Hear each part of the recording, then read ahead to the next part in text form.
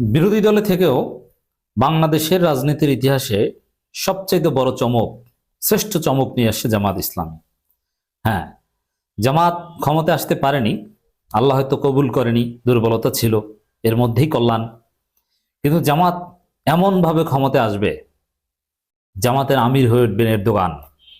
ক্ষমতা আসবে, দেশ চালাতে পারবে না, তারেক রহমানের মতো হোঁচট খাবে না। জামাত ক্ষমতা আসলে আসার মতো আসবে। তো দর্শক, আমরা জামাতকে এবার ক্ষমতা আনার চেষ্টা করেছিলাম, হ্যাঁ পারিনি, কিন্তু সামনের বার টেকসই ভাবে, কার্যকর ভাবে ক্ষমতা আসবে। এবার না আসাটা ওভারঅল হয়তো ভালো হয়েছে। তো জামাত নির্বাচনের পরের দিন থেকে পরবর্তী নির্বাচনের প্রস্তুতি শুরু করে দিয়েছে, দ্যাট ইজ সিগনিফিকেন্ট।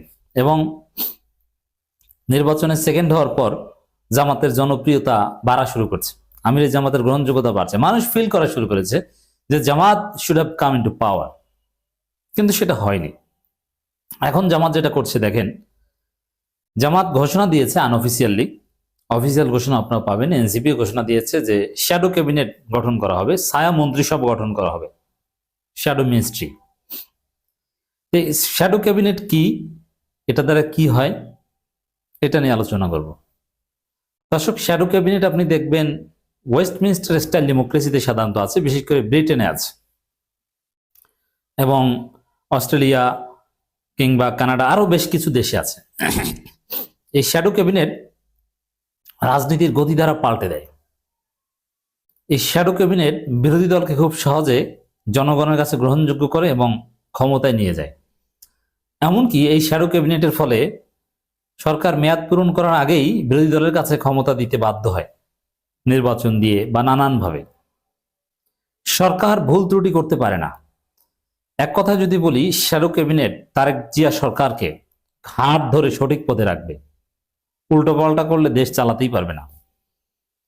এতে সবার লাভ, দেশের জনগণ উপকৃত হবে, কারণ উল্টো পাল্টা করতে পারবে না, ভুল পলিসি নিতে পারবে না, কারণ সাথে সাথে পাল্টা পলিসি সামনে আসবে, এবং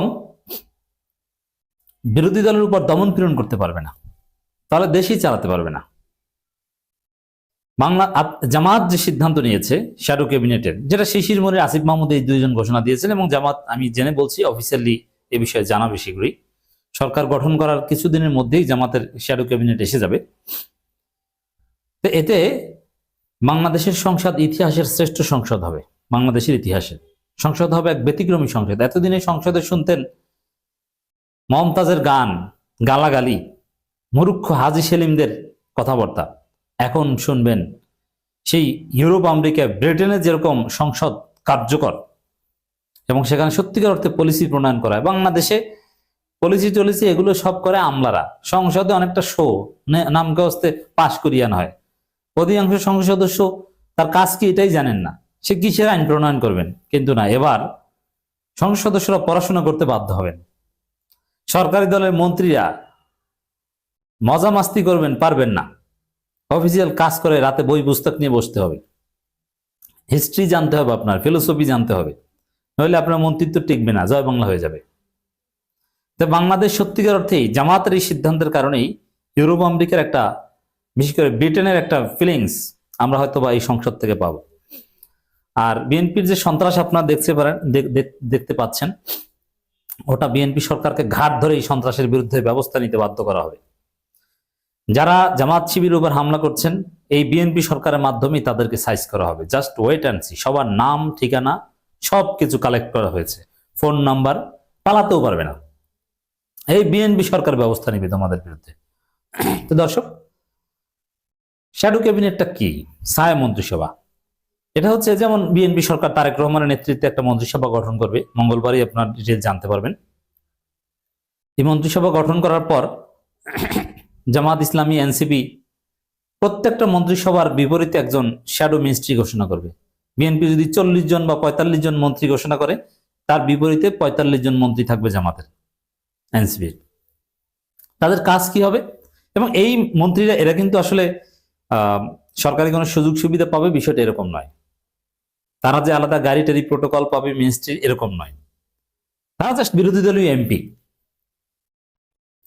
কিন্তু মন্ত্রণালয়ে যেমন স্বরাষ্ট্র মন্ত্র একজন মন্ত্রী থাকবে, সাপোজ আলতাফ হোসেন চৌধুরী, এরকম একজন বিরোধী দলীয় শ্যাডো মন্ত্রী থাকবে। এখন এই স্বরাষ্ট্র মন্ত্রণালয়ের উল্টোপাল্টা কোনো সিদ্ধান্ত নিলে বা যে কোনো পলিসি, সেটা ঠিক না বেঠিক, এর বিপরীত পলিসি তুলে ধরবে শ্যাডো মন্ত্রী এবং সেটা জাতিকে জানিয়ে দেবে। শিক্ষা মন্ত্রণালয় কিছু একটা করলো, ওইটার বিপরীত সঠিক পলিসি কি, ভুল কোন জায়গায়, এটা শ্যাডো মন্ত্রী তুলে ধরবে। এতে সরকার সঠিক পথে চলতে বাধ্য থাকবে, সংসদ প্রাণবন্ত হবে, সব সময় সরকারি দল দৌড়ের উপর থাকবে, ভুলভাল কিছু করতে পারবে না। কারণ একদম অল্টারনেটিভ কমপ্লিট, সরকার যেরকম একটা কমপ্লিট সিদ্ধান্ত নেবে ওইরকম একটা অল্টারনেটিভ কমপ্লিট সিদ্ধান্ত দেওয়া হবে যদি সেটা সঠিক না হয়, পলিসি ভিত্তিক। এর মানে রাজনীতি সংসদ হবে পলিসির খেলা। আর এতদিন আমরা সংসদকে দেখতাম গালাগালি এবং প্রতিপক্ষের চরিত্র হননের খেলা। সংসদে একে অপরকে রাজাকার বলে গালি দিত, অমুক্ত, এইসব হাবিজাবি চলতো। অথচ সংসদ হচ্ছে আইন প্রণয়নের জায়গা, মানুষের স্বার্থে আইন প্রণয়ন করবে।